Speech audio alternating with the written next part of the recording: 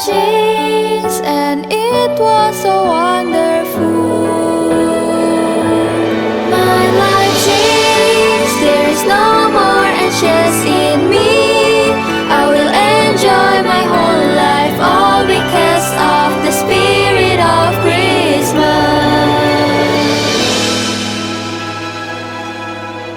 And all because of the spirit of Christmas.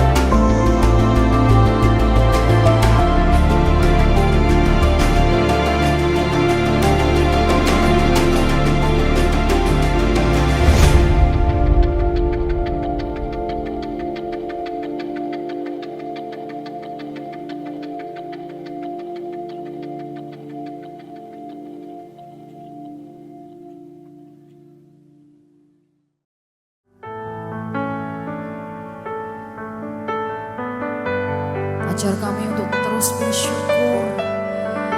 Ajar kami untuk terus melihat kebaikan-Mu dalam hidup kami, Tuhan. Ajar kami untuk terus berpegang hanya kepada pribadi-Mu. Walaupun mungkin saat ini kami belum mengalami, belum melihat, tapi kami mau terus percaya. Karena ketika kami percaya, apa yang tidak pernah kami lihat, apa yang tidak pernah kami dengar, yang tidak pernah timbul dalam hati kami, itu yang Engkau sediakan bagi setiap kami. Sebab itu kami mau terus percaya, kami mau terus beriman kepadamu, bahwa rancangan-Mu adalah yang terbaik. Dan sampai selamanya apapun yang kami alami, kami mau terus berkata Tuhan Yesus baik dalam hidup kami. Engkau pribadi yang terbaik bagi setiap kami. Dan kami mau terus mengasihi-Mu, kami mau terus mencintai-Mu, Tuhan.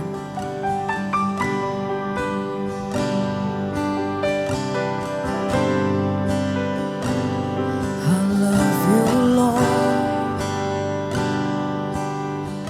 Oh, your mercy never fails me.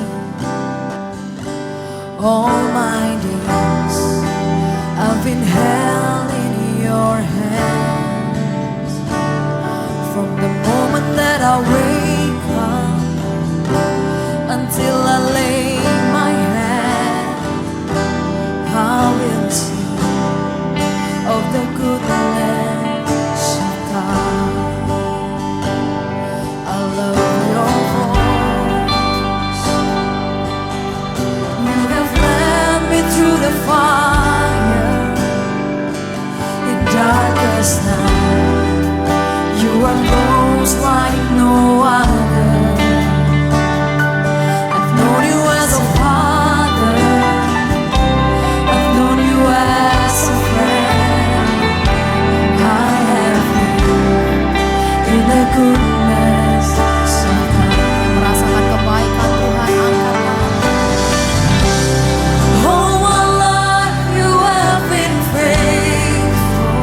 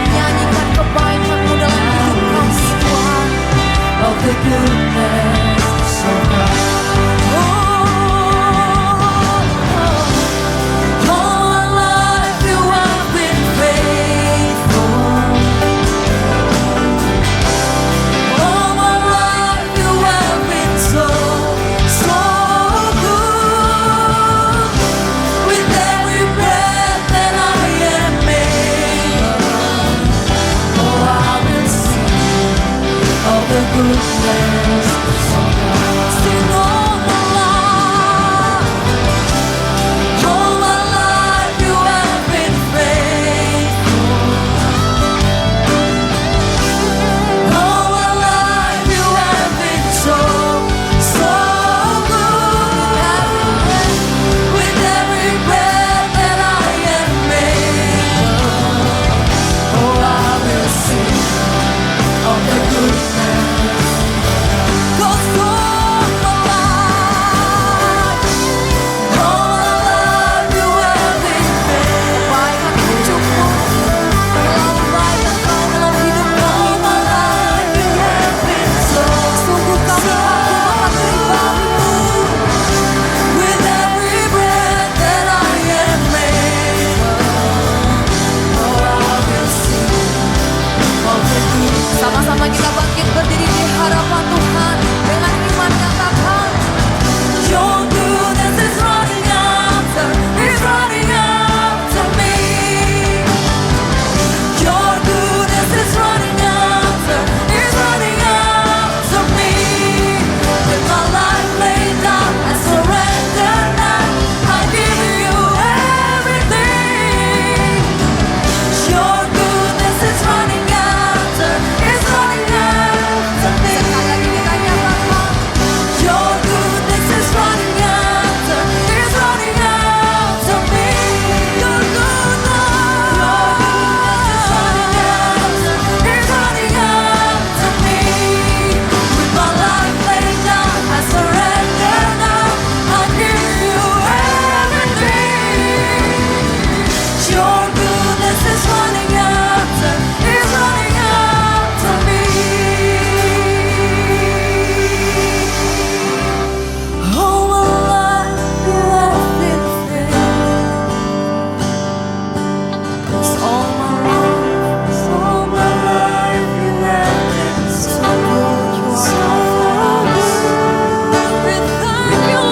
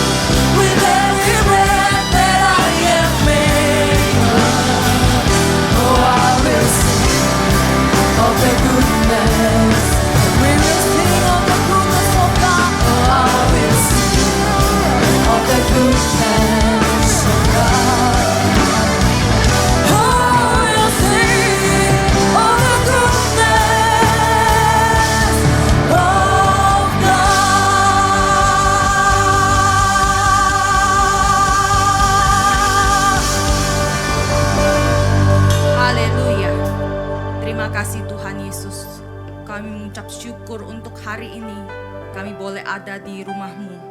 Kami mau belajar setiap firman yang akan kami perdengarkan pada sore malam hari ini. Tuhan urapi setiap kami yang hadir di tempat ini. Bahkan hamba-Mu yang akan menyampaikan firman Tuhan. Urapi hamba-Mu supaya setiap firman yang kami dengar tidak kembali dengan sia-sia. Kami serahkan semuanya hanya ke dalam tangan Tuhan yang penuh kasih. Kami sambut firman-Mu di dalam nama Tuhan Yesus Kristus. Haleluya. Amin. Shalom. Anak-anak muda, shalom. Puji Tuhan. Hari ini kita akan merenungkan firman Tuhan yang saya beri judul adalah Orang Benar Pasti Bahagia.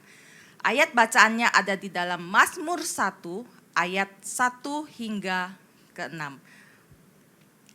Mari kita baca ayat pertama. Dikatakan, berbahagialah orang yang tidak berjalan menurut nasihat orang fasik, yang tidak berdiri di jalan orang berdosa, dan yang tidak duduk di dalam kumpulan pencemooh. Di dalam terjemahan Inggrisnya dikatakan adalah blessed, yang memiliki arti diberkati. Blessed itu juga memiliki arti prosperous. Jadi kata berbahagia itu sama dengan artinya diberkati. Nah, di dalam ayat yang pertama ini kita melihat ada 3 kali pengulangan dikatakan tidak berjalan, yang tidak berdiri, yang tidak duduk. Nah, saudara yang dikasihi Tuhan, di dalam satu ayat ini dikatakan pengulangan yang tidak berjalan, yang tidak berdiri, yang tidak duduk. Artinya ini adalah suatu peringatan daripada Tuhan bagi kita sebagai orang Kristen untuk kita boleh mengerti peraturan daripada firman Tuhan, mana yang boleh kita lakukan, mana yang tidak kita boleh lakukan. Nah, di sini juga dikatakan berjalan, berdiri, duduk. Artinya di dalam setiap hidup kita, kita harus berperilaku dengan hati-hati dan secara baik. Karena setiap kita orang Kristen pasti kita akan dilihat, kita akan dipandang, kita akan dinilai lebih tinggi. Orang akan menuntut kita lebih.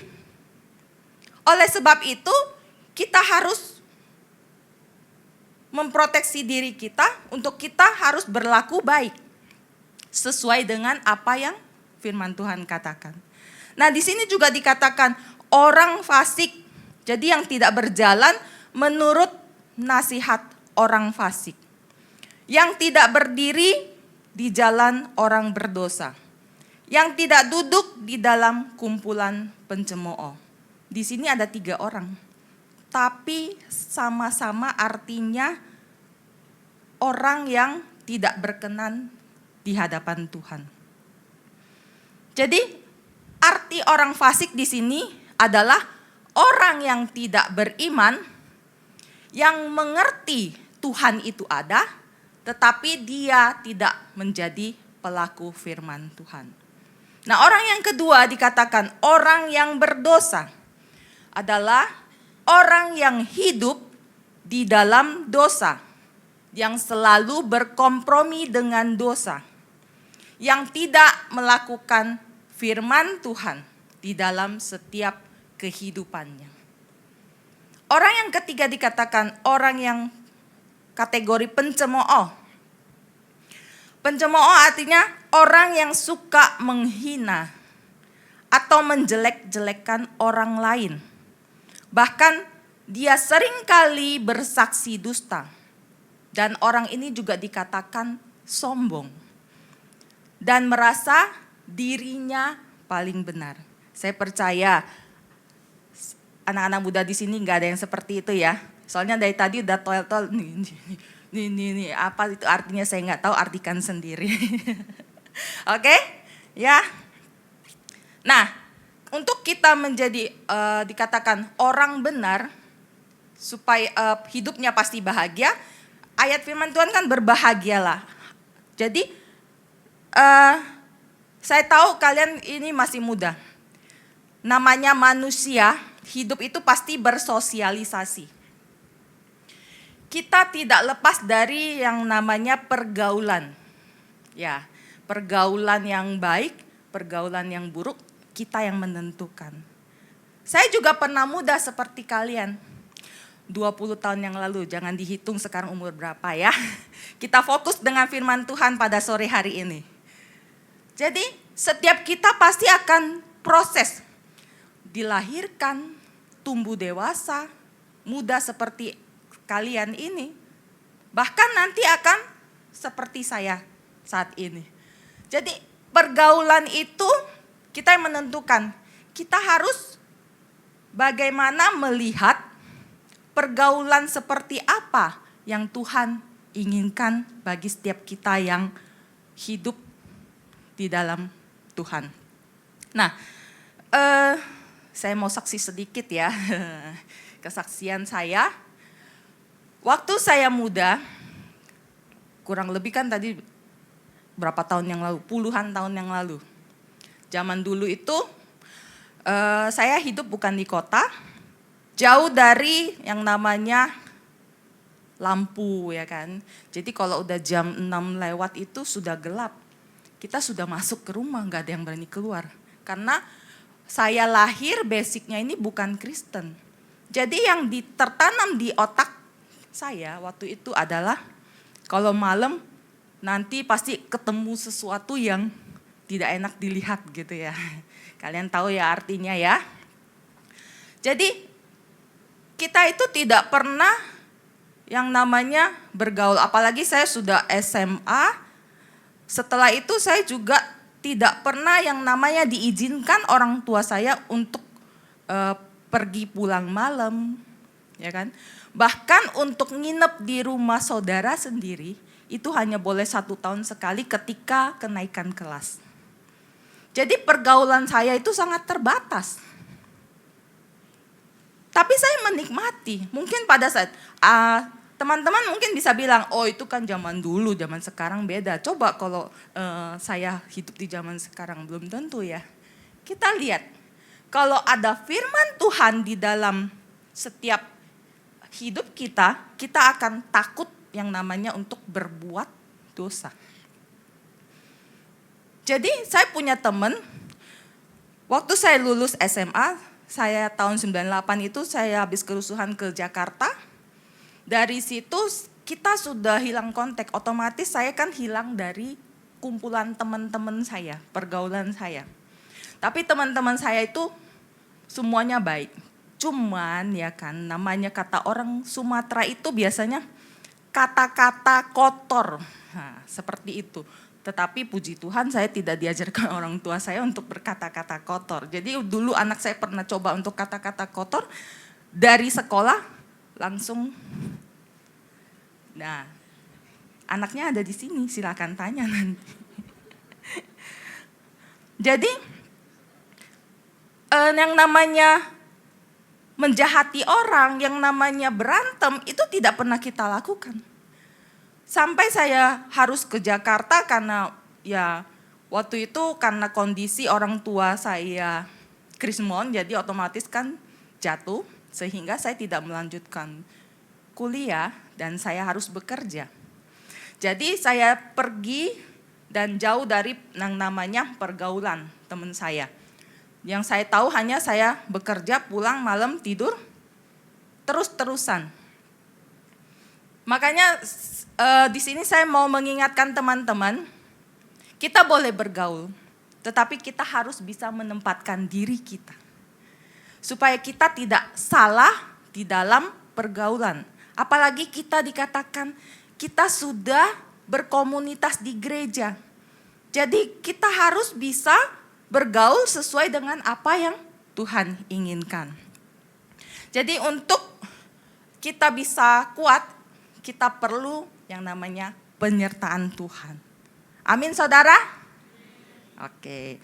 Nah, next itu ada di ayat kedua dikatakan, tetapi yang kesukaannya ialah Taurat Tuhan. Dan yang merenungkan Taurat itu siang dan malam. Taurat Tuhan yang saya garis bawahi itu dikatakan adalah firman Tuhan. Firman Tuhan itu dikatakan kita harus menyukainya dengan kita membacanya. Setelah kita baca, kita juga harus merenungkannya. Supaya firman Tuhan tertanam di hati dan pikiran kita. Jadi seperti tema kita pada bulan November ini, hidup sesuai dengan pikiran Kristus. Jadi kalau misalnya kita menyukai firman Tuhan dan kita merenungkannya, maka poin pertama yang saya sampaikan bagi saudara dan saya, yaitu kita untuk menjadi orang benar yang hidupnya bahagia adalah harus menjadi pelaku firman. Di dalam Yosua 1 ayat ke-8 juga dikatakan, janganlah engkau lupa memperkatakan kitab Taurat ini, tetapi renungkanlah itu siang dan malam, supaya engkau bertindak hati-hati sesuai dengan segala yang tertulis di dalamnya. Sebab dengan demikian perjalananmu akan berhasil dan engkau akan beruntung. Nah saudara, kita perhatikan yang saya garis bawahi. Bertindak hati-hati. Kalau pikiran Kristus sudah kita taruh di dalam pikiran kita, otomatis setiap perilaku kita itu kita pasti berhati-hati.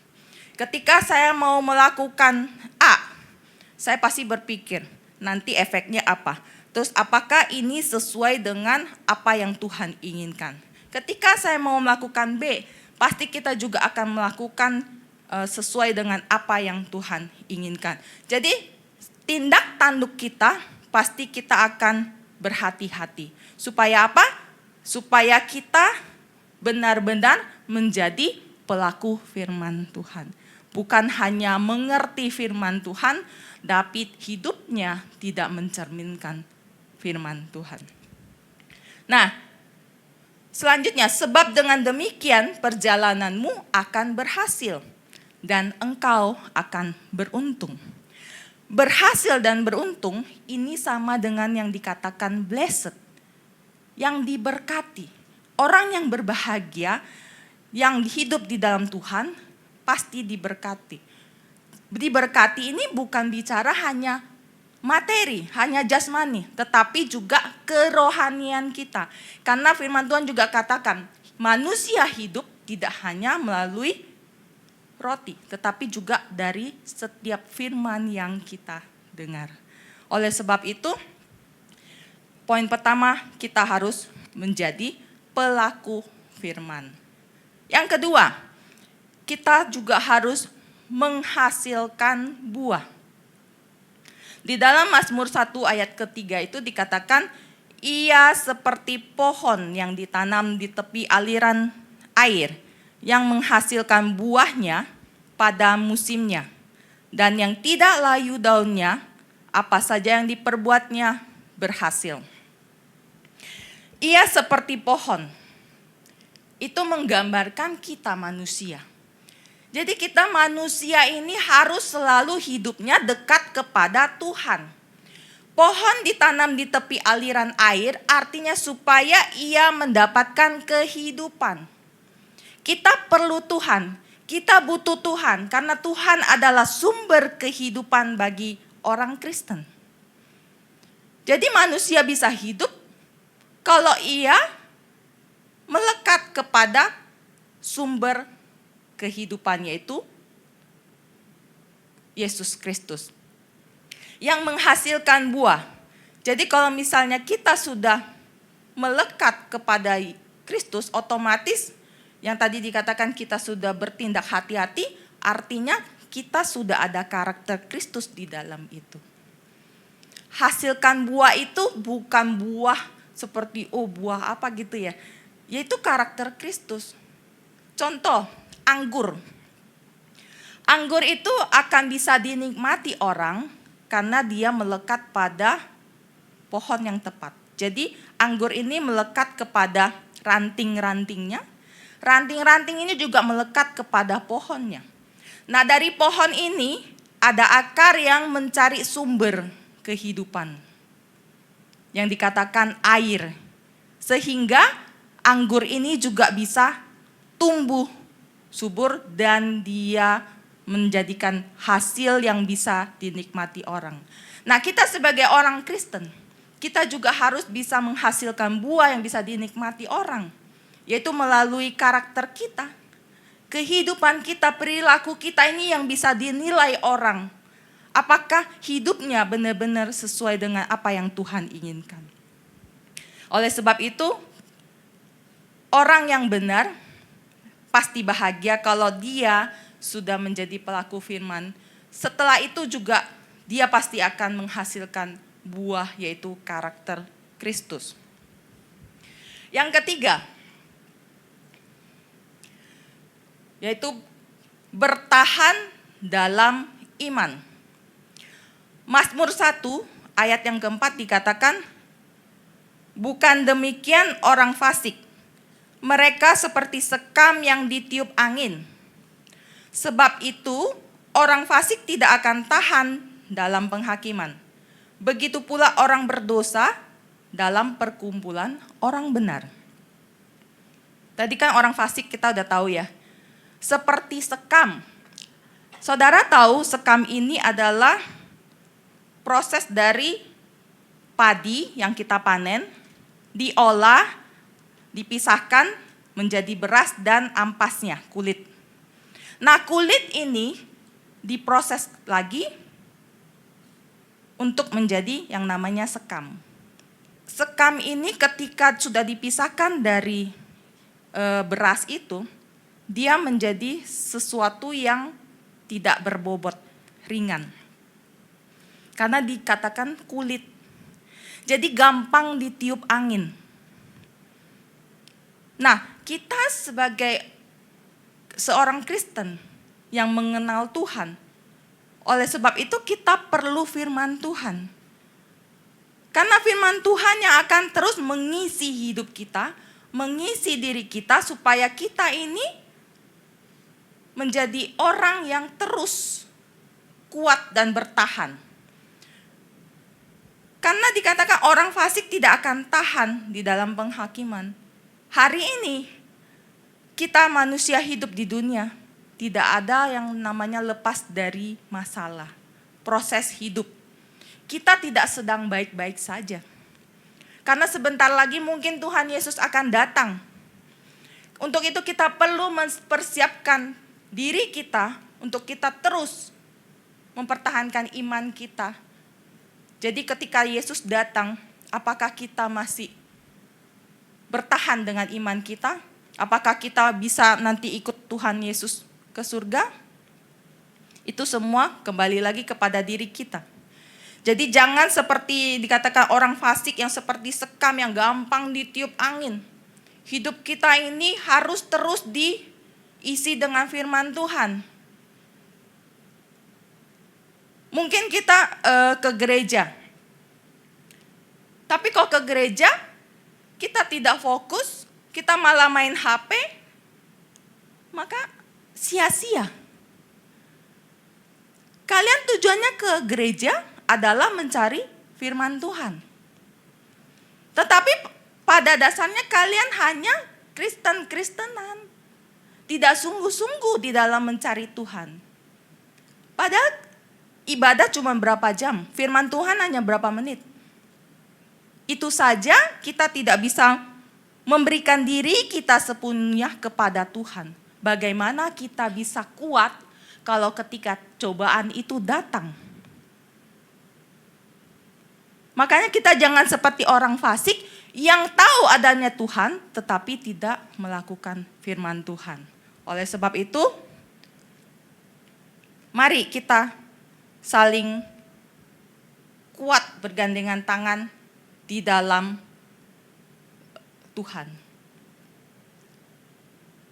Karena kita tahu kita perlu Tuhan, kita butuh penyertaan Tuhan bagi setiap hidup kita. Sebagai ayat penutup, kita akan baca ayat penutup ini sama-sama.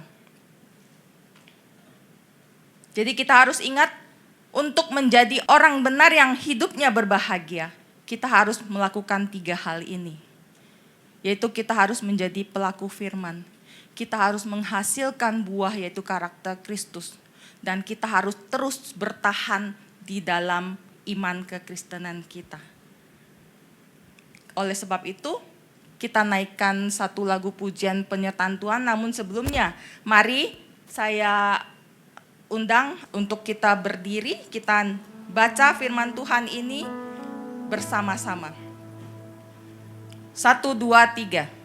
Sebab Tuhan mengenal jalan orang benar, tetapi jalan orang fasik menuju kebinasaan. Mana yang kita pilih?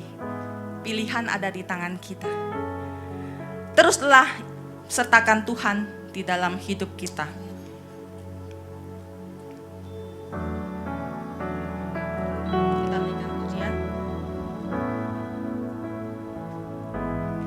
Penyertaan-Mu Tuhan, segalanya bagiku,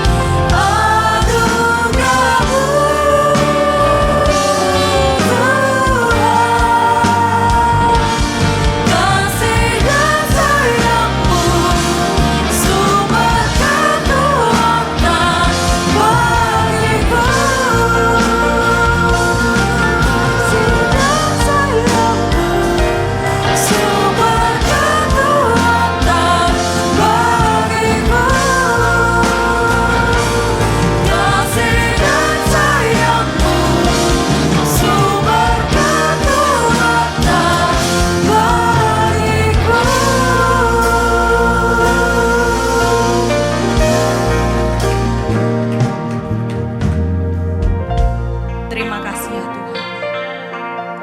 Kami telah memuji Engkau. Kami telah mendengarkan firman-Mu. Kiranya firman yang telah kami dengar boleh tumbuh subur di dalam hati dan pikiran kami. Sehingga firman yang kami dengar tidak kembali dengan sia-sia. Dan hari ini kami mau berkomitmen Tuhan untuk menjadi orang Kristen yang senantiasa taat kepada firman-Mu. Terima kasih ya Bapa. Kami mau berdoa untuk gereja-gereja yang ada di seluruh dunia. Bagi para hamba Tuhan sampai kepada semua jemaatnya. Kiranya Tuhan memberkati mereka, supaya mereka menjadi berkat dan berdampak. Sehingga gereja di seluruh dunia dipenuhi oleh jemaat yang mencari Tuhan dengan tulus dan takut. Buat semua hamba Tuhan dan gereja bersatu, rukun dan tidak terpecah-pecah. Supaya dunia percaya Yesus adalah Tuhan bagi kemuliaan Allah. Demikian juga gereja di mana Engkau percayakan untuk menggembalakannya, yaitu gereja Blessing in the Spirit. Kami juga mau berdoa untuk persembahan daripada anak-Mu ya Bapa. Kiranya Tuhan menerimanya dan membalasnya berlipat-lipat. Biar persembahan ini berkenan kepada Tuhan, sebagaimana persembahan Habel. Tuhan beri kemurahan-Mu, balaslah kebaikan dan kerelaan hati jemaat-Mu. Jaga dan lindungi mereka, serta pelihara mereka, beserta keluarga, pekerjaan, dan kesehatan mereka. Mari dekapkan kedua tangan kita di dada. Firman Tuhan katakan, jagalah hatimu dengan segala kewaspadaan, karena dari sanalah terpancar kehidupan. Menerima berkat itu mudah, tetapi yang terpenting adalah kita menjaga hati kita. Jadilah berkat dan terimalah berkat rahmat anugerah dari Allah Bapa di surga, di dalam Putra Tunggalnya Yesus Kristus, dan di dalam persekutuan dengan Roh-Nya yang kudus, yang akan menyertai kita mulai hari ini sampai selama-lamanya. Kita tutup bersama dengan doa yang Tuhan Yesus ajarkan. Bapa kami yang di surga, dikuduskanlah nama-Mu, datanglah kerajaan-Mu, jadilah kehendak-Mu di bumi seperti di surga. Berikanlah kami pada hari ini makanan kami yang secukupnya, dan ampunilah kami akan kesalahan kami, seperti kami juga mengampuni orang yang bersalah kepada kami. Dan janganlah membawa kami ke dalam pencobaan, tetapi lepaskanlah kami daripada yang jahat, karena Engkau-lah yang punya kerajaan, dan kuasa, dan kemuliaan, sampai selama-lamanya. Amin. My life changed, I am happy and grateful. My life changed and it was so wonderful. My life changed, there is no more anxious in me. I will enjoy my whole life, all because of the spirit of Christmas.